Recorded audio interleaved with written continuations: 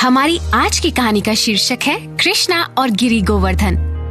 देवलोक में जहाँ सभी देवता रहते हैं, उनके एक किंग हैं, जिनका नाम है देवराज इंद्र। सभी देवताओं की तरह उनकी भी कुछ ड्यूटीज हैं। इंद्र बारिश, आंधी, तूफान को कंट्रोल करते हैं, इसलिए बहुत सारे फार्मर्स उनकी पूजा करते हैं, क्योंकि बारिश होगी तभी क्रॉप्स उगेंगे और तभी हमारी प्लेट्स में खाना आएगा।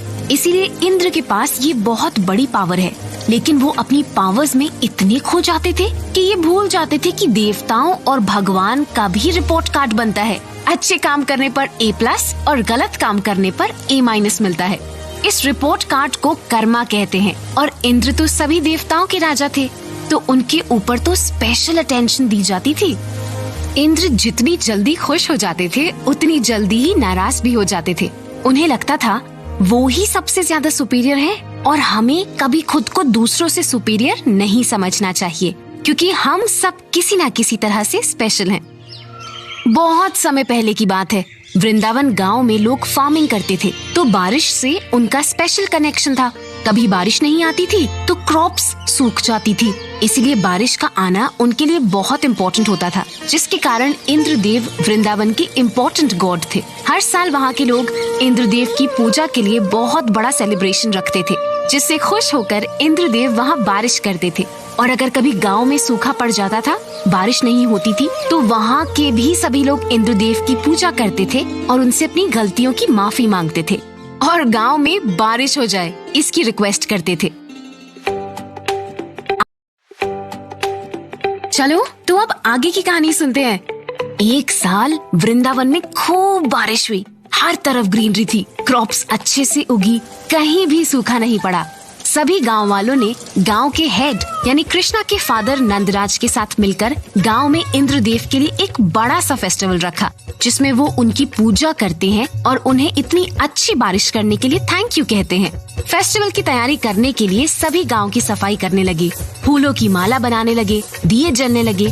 कृष्णा को इस फेस्टिवल के बारे में कुछ नहीं पता था। वो अपने घर में आराम से सो रहे थे। जब वो नींद से जागे तो उन्होंने गांव के हर कोने में डेकोरेशन देखी। वो अपने घर गए और पूछा, गांव में इतनी सजावट किसके लिए कर रहे हैं? क्या किसी की शादी है? माँ यशोदा बोली, किसी की शादी नहीं है, उससे भी बड़ी बात है। इस साल इंद्रदेव की ब्लेसिंग से काफी अच्छी बारिश हुई है, तो हम सब गांव वाले मिलकर उनकी पूजा कर रहे हैं और उन्हें इस बारिश के लिए थैंक यू कह रहे हैं। कृष्णा को ये जानकर अजीब लगा कि सभी गांव वालों को लगता है बारिश इंद्रदेव के कारण हुई है। उन्होंने सभी गाँव वालों को बुलाया और बोला, आप सबको लगता है कि बारिश के लिए इंद्रदेव को थैंक यू कहना चाहिए, जबकि बारिश की असली वजह गिरी गोवर्धन माउंटेन है। तो आप सबको इंद्र की नहीं बल्कि गिरी गोवर्धन माउंटेन की पूजा करनी चाहिए और उन्हें थैंक्स कहना चाहिए। सभी गांव वालों ने कृष्णा की बात सुनी और एक बूढ़े बाबा ने कृष्णा से कहा, बारिश के देवता तो देवराज इंद्र हैं। उनकी ब्लेसिंग्स के बिना बारिश कैसे हो सकती है? और हम अगर उनकी पूजा नहीं करेंगे तो वो नाराज हो जाएंगे और कभी भी यहाँ बारिश नहीं होगी। कितनी अच्छी स्टोरी है ना।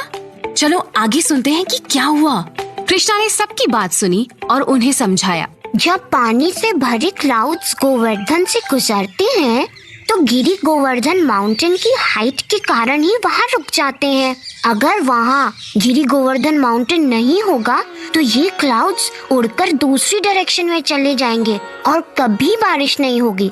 क्योंकि गिरी गोवर्धन इन क्लाउड्स को रोकते हैं, इसीलिए उन क्लाउड से बारिश का पानी आता है, जिससे हमारे क्रॉप्स बड़े होते हैं, हमारी रिवर्स में पानी रहता है और हम अपने घरों में पानी पीते हैं। तो आप ही बताओ, बारिश के लिए गिरी गोवर्धन रिस्पॉन्सिबल है या इंद्रदेव? सबको कृष्णा की बात सही लगी और उन सब ने गिरी गोवर्धन माउंटेन की पूजा की तैयारी करना शुरू कर दिया। लेकिन नंदराज अभी भी थोड़े परेशान थे। उन्हें पता था कि इंद्रदेव कितनी जल्दी नाराज हो जाते हैं। उन्हें डर था कि कहीं इंद्रदेव वृंदावन के लोगों को किसी तरह से पनिश न कर दे। उनका डर गलत नहीं था। जब इंद्रदेव को पता चला कि वृंदावन के लोग उनकी पूजा ना करके गिरी गोवर्धन की पूजा कर रहे हैं, तो वो गुस्से में बहुत जोर से तिलमिला गए। देवराज इंद्र बोले, इन गांव वालों ने मेरी पूजा करने की बजाय इस छोटे लड़के की बात मानी और अब ये गिरी गोवर्धन की पूजा कर रहे हैं। इनको मेरी पावर्स का अंदाजा नहीं है। मैं इन्हें बता के रहूंगा कि कौन ज्यादा पावरफुल है। अपने गुस्से में इंद्रदेव इतने खो गए थे कि वो उस छोटे लड़के के बारे में ही भूल गए थे जो कृष्णा के रूप में वहाँ मौजूद है। वो और कोई नहीं, भगवान विष्णु का ही रूप है। उन्होंने क्लाउड्स को ऑर्डर दे दिया, जाओ और वृंदावन में इतनी बारिश कर दो जितनी उन्होंने आज तक नहीं देखी। बारिश से ना पूरे वृंदावन को भर दो। फिर क्या था, वृंदावन में जोरों की बारिश होने लगी। किसी ने वृंदावन में तो क्या, कहीं और भी इतनी बारिश नहीं देखी थी। लोग डरने लगे। उन्हें पता चला कि अगर बारिश नहीं रुकी तो बाढ़ आ सकती है।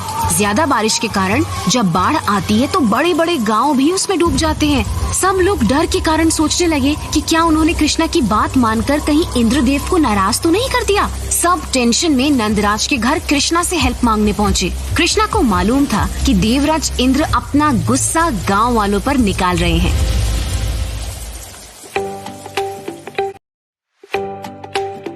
आ जाओ, कहानी को आगे बढ़ाते हैं। कृष्णा ने सबकी प्रॉब्लम सुनी और कहा, हम सब इस भयंकर बारिश से बच जाएंगे और गिरी गोवर्धन हमारी हेल्प करेंगे। आप सभी मेरे साथ गिरी गोवर्धन माउंटेन के पास चलिए। सबने कृष्णा की बात मानी और उनके साथ गिरी गोवर्धन माउंटेन के पास पहुँचे। जब सारे गांव वाले वहाँ इकट्ठा हो गए तो कृष्णा ने अपने हाथ की छोटी उंगली से उस बड़े से माउंटेन को उठाया और सबको शेल्टर दी ताकि सब लोग बारिश से बच जाएं। जब लोगों ने छोटे कृष्णा को अपनी छोटी उंगली में इतने बड़े माउंटेन को उठाते हुए देखा तो सब लोग हैरान रह गए। कुछ लोग डरने लगे। जब कृष्णा ने देखा कि कुछ लोग डरे हुए हैं, उन्होंने दूसरे हाथ से अपनी बांसुरी बजाना शुरू कर दिया। बांसुरी की धुन से सब शांत हो गए। इंद्रदेव ने जब सभी लोगों को माउंटेन के नीचे शांत देखा तो उन्हें कृष्णा पर बहुत गुस्सा आया। उन्होंने कृष्णा और गांव वालों को पनिश करने का सोचा और 7 दिनों तक बारिश लगातार होती रही। गांव वालों ने सोचा क्यों ना कृष्णा को रेस्ट दिया जाए।